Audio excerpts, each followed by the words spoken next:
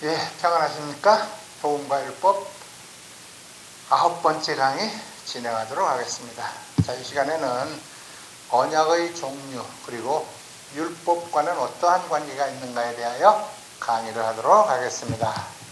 언약을 배제하고 율법만으로서 묵상할 수 없는 것입니다. 율법을 받은 자는 율법을 받기 전에 하나님 사랑의 언약을 먼저 받은 사람들이라고 하는 것입니다. 이스라엘 백성들은요, 율법을 받기 전에 하나님의 언약을 근거로 유월절을 지킨 다음에 출애굽을 하게 된 것입니다.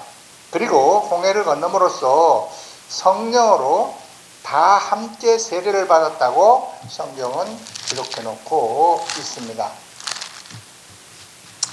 자, 고린도 전서 10장 3절 말씀을 제가 한번 읽어보도록 하겠습니다. 고린도 전서 10장 3절입니다. 다 같이, 모세계속, 10장 2절입니다. 10장 1절부터 한번 읽어보겠습니다. 형제들아, 너희가 알지 못하기를 내가 원치 아니하노니 우리 조상들이 다 구름 아래에 있고 바다 가운데로 지나며 모세에게 속하여 다 구름과 바다에서 세례를 받고 다 같은 신령한 식물을 먹으며 이렇게 기록하고 있죠. 모세에게 속하여 다 구름과 바다에서 세례를 받았다. 이렇게 말씀을 하고 있습니다. 자, 그리고 그들은 이제 시내산에서 율법을 받게 됩니다. 이들은 언약으로 의롭다함을 얻은 사람들이 되었습니다. 자, 언약의 구원을 나타내는 표가 유월절을 애굽에서 지키는 것입니다. 유월절을 애굽 땅에서 지켰다고 하는 것입니다. 유월절 어린 양의 피가 인방과 그리고 문설주와 좌우 인방 여기에 발라진 것으로서 세상과 사망의 그 세계를 나타내는 애굽에서 나온 것입니다. 따라서 언약과 율법은 뗄래야 뗄 수 없는 관계가 있다고 하는 것을 알아야 되겠습니다. 쉽게 말씀드리면 율법이 먼저가 아니고 언약이 먼저였다라고 하는 것이죠. 자, 행위 언약입니다. 맨 먼저 율법은 행위 언약입니다. 행위 언약은 하나님이 인간과 맺은 최초의 언약이 행위 언약입니다. 자, 오늘날 맺어진 계약은 피로 맺어진 그런 계약입니다. 에덴 동산에서 이루어진 언약은 행위 언약이죠. 이 언약은 하나님의 영광을 드러내는 방법인데 하나님은 행위 언약의 율법을 에덴 동산에 주신 것입니다. 하나님께서는 인간과 영원한 언약인 행위 언약을 에덴 동산에서 맺어 주셨습니다. 이것이 최초로 맺은 하나님과 인간 사이에 맺은 언약입니다. 자, 언약의 내용은요, 아담과 하와가 하나님께 영광을 즐겁게 드리는 것은 그 말씀에 순종하여 선악과를 먹지 않는 것입니다. 선악과를 먹지 않는 것, 그것이 바로 하나님이 아담에게 준 그 언약인데 그 말씀에 순종함으로써 아담과 하와에게는 하나님과 영원히 동행하는 그러한 교제하는 영생이 약속이 되어 있었습니다. 그러나 하나님의 거룩하심과 사랑을 배반하고 사망에 이르는 행위, 선악과를 먹음으로써 계약의 효력이 상실되어 버렸다 하는 것이죠. 인간이 하나님의 영광을 드러내기보다는 도리어 자신의 영광을 나타내고 하나님처럼 되고자 하는 그 욕심이 들어가는 바람에 하나님께 반역을 하는 행위를 아담과 하와가 함으로써 죄가 들어오고 행위 언약은 깨어져 버린 것입니다. 자, 그래서 사망과 생명은 영원한 효력을 지니게 되었는데 인간의 행위에 따라서 그 효력의 영향이 결정이 되었습니다. 그래서 영원한 생명길을 택하지 않고 사망길을 택했다 하는 것입니다. 자, 이것이 행위 언약이었습니다. 자, 두 번째로 이제 구속 언약이 있는데 하나님의 뜻을 사람이 어겼지만 하나님은 아담과 하와에게 그 언약을 파기하지 않고 이제 하나님께서는 아담과 하와를 통해서 그 후손을 통해서 하나님의 형상과 목적을 이루어야 될 약속을 수정하지를 않으셨다 하는 것입니다. 하나님의 목적의 효력은 영원한 것입니다. 변개되거나 수정되지 않습니다. 그러므로 약속을 어긴 인간에게 죽음이 임하게 되자 하나님께서는 피조물인 인간을 사랑하셨기 때문에 인간을 구원하시려고 하는 작정을 하게 된 것입니다. 물론 그 사실은 창세전부터 계획이 되어 있던 것이죠. 이 작정은 삼위일체 하나님의 체결에 의한 것입니다. 이 구속의 작정 속에는 성자 예수님께서는 구속받을 죄인들의 중보자가 되시는 것이고 이 땅에 둘째 아담의 자격으로 이 땅에 오셔서 자기 백성들을 위해 성부 하나님께 그 죄값을 다 보상키로 한 그러한 약속입니다. 작정이죠. 또 첫 번째로 예수님은 우리를 구속하기 위해서 인간의 인성을 지어야 됐습니다. 그래서 사람의 모양으로 사람의 모습으로 이 땅에 오셔야 된 것이죠. 그래서 행위를 잘못 가짐으로 행위 언약을 파기한 그 아담의 그 행위 언약을 만족시켜 주시기 위해서 예수님께서는 율법 아래에 처해야 됐다라고 성경은 말하고 있습니다. 행위 언약인 그 율법 아래 오신 예수님께서 우리가 인간 아담이 실패한 것을 순종함으로 말미암아 이루어 주셨습니다. 자, 두 번째로는 성부 하나님께서는 그리스도의 육신을 준비하셔야 한 것이죠. 그래서 성령 하나님을 그리스도께 무한하게 부어주셔서 구속을 완성하신 후에 하늘과 땅의 모든 권세를 그리스도 예수께 맡겨주셨고 그리고 하나님 나라를 확장하는 일을 나타내고자 하신 것입니다. 예수님은 율법 아래에 살면서 행위 언약을 어긴 인류를 대신하여 율법에 충성하셔가지고 모든 빚을 갚고 완성하심으로 하나님의 의를 다 만족해 하셨습니다.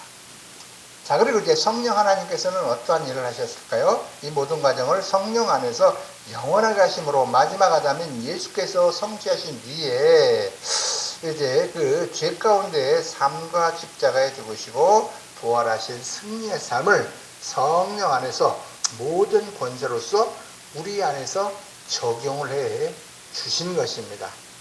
이것이 성령 하나님께서 하신 임무인 것입니다. 자, 이렇게 삼위 하나님의 인격이 작정하시고 예정하신 것을 예정 언약이라고 말을 합니다. 이것이 성경에 나타난 것, 이것을 성경에 나타내 보여주신 것이 바로 구속 언약인 것입니다. 자, 이제 그 다음 은혜 언약입니다. 은혜 언약. 이 언약은 앞에서 언급한 언약과 달리 일반적인 언약입니다. 일반적인 언약. 인간은 하나님과 언약을 맺을 자격조차 없는 그런 존재였죠.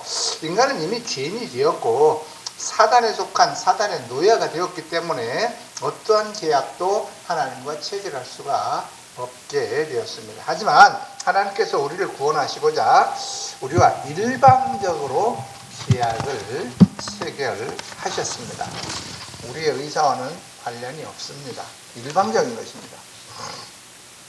인간 편에서는 그리스도께 드리는 것이 전혀 없습니다. 우리가 해야 될 의무가 전혀 없고 그리스도께서는 우리를 위해 일방적인 손해를 본 것이 바로 은혜 언약인 것이죠. 인간의 입장에서는 은혜뿐인 계약으로서 은혜 언약 혹은 은혜 계약이다 이렇게 호칭하고 있습니다.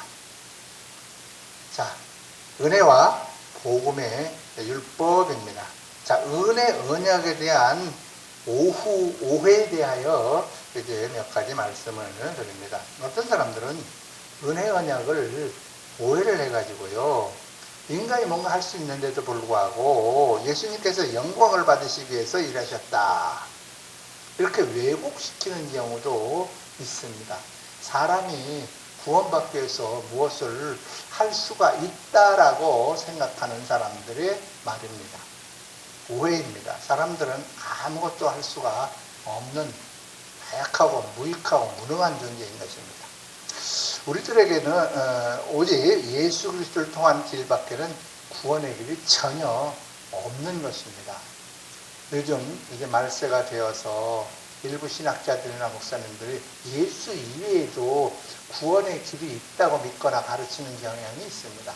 많은 사람들이 그렇게 이상한 그러한 풍조에 젖어서 그리로 휩쓸려 가고 있는 모습을 볼 때 심히 안타깝기가 그지 없습니다. 대표적인 것이 바로 WCC입니다. 구원받는 길은 예수 그리스도 이외에도 많다라고 가르치는 괴상한 신앙입니다. 성경 어디에도 예수 그리스도 이외에 다른 구원이 있다고 가르치는 구절은 단 한 군데도 없습니다. 이 강의를 들으시는 공부하시는 신학도 여러분들은 절대로 그 사설을 받아들이지 마시기 바랍니다. 성경 어디에도 예수 그리스도 이외에는 구원의 길이 없습니다. 그럼에도 작금에 이르러서 많은 신학자들과 일부 많은 목사님들이, 일부가 아니고 많은 목사님들이 예수 그리스도 이외에도 구원이 있다라고 믿고 가르치고 선포하는 이러한 대조의 길로 들어서는 것을 통탄합니다. 자,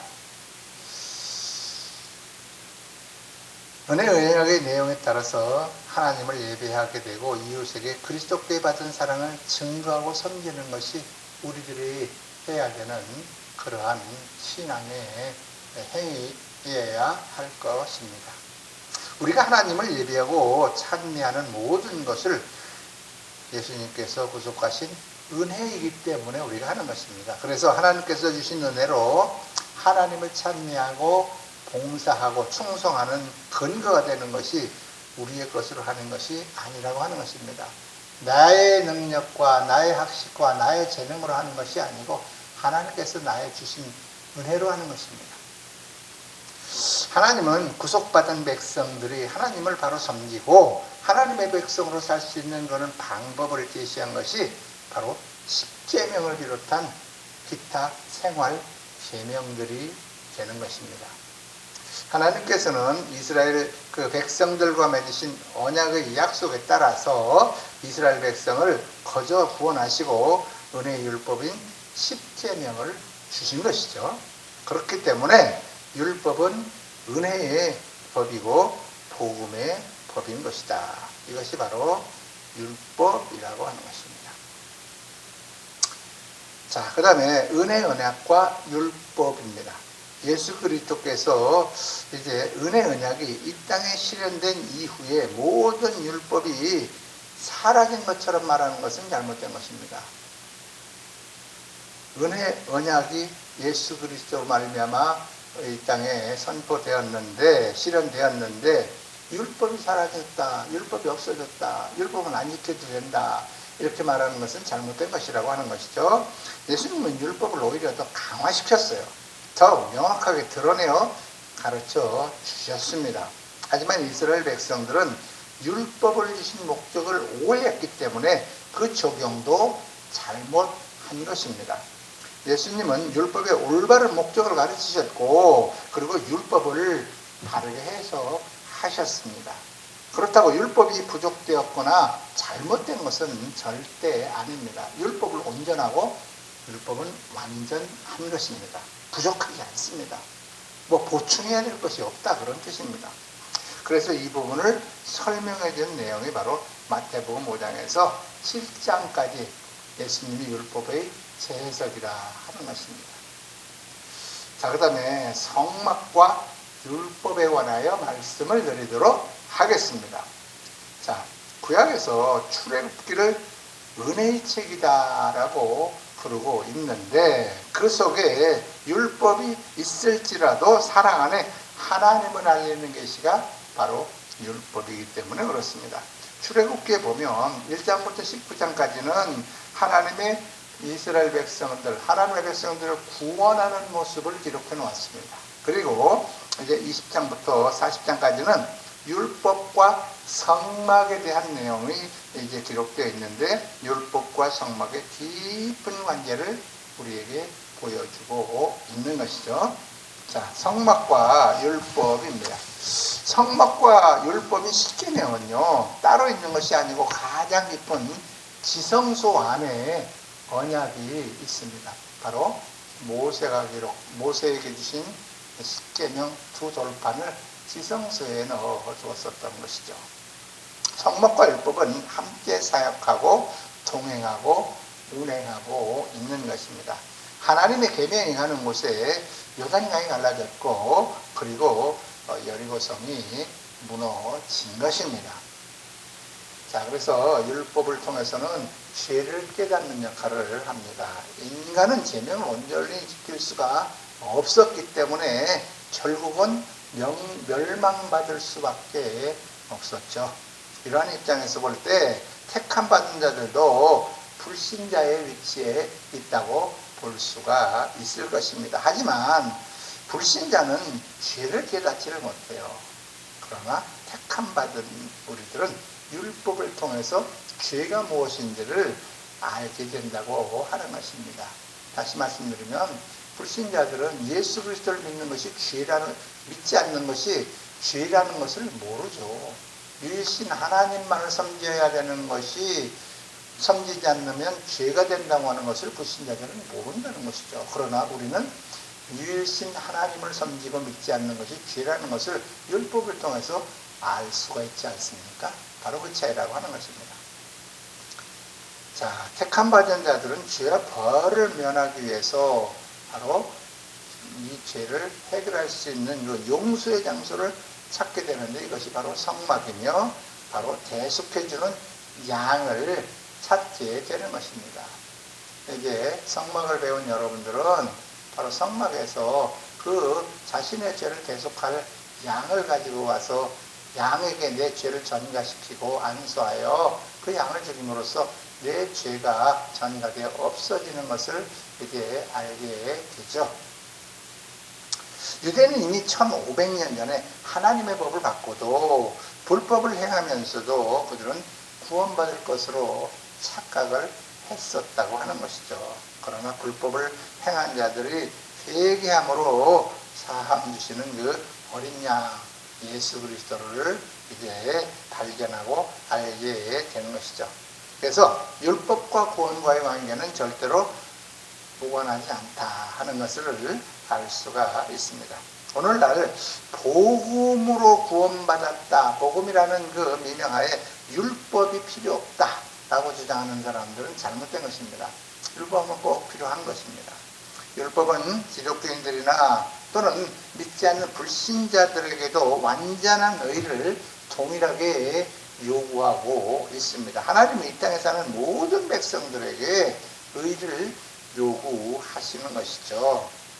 그래서 오늘 우리는 복음과 율법의 관계는 결코 나누어질 수 없는 관계다 하는 것을 깨달아야 합니다. 자, 오늘날 우리는 예수님을 믿었지만 법이 없다면 죄를 깨닫지 못합니다. 유일신이신 하나님만을 믿고 다른 신을 섬기지 말라는 법이 없다면, 그것이 기록되어 있지 않다면 우리는 그것이 죄인 줄을 알지 못한다, 그런 의미입니다.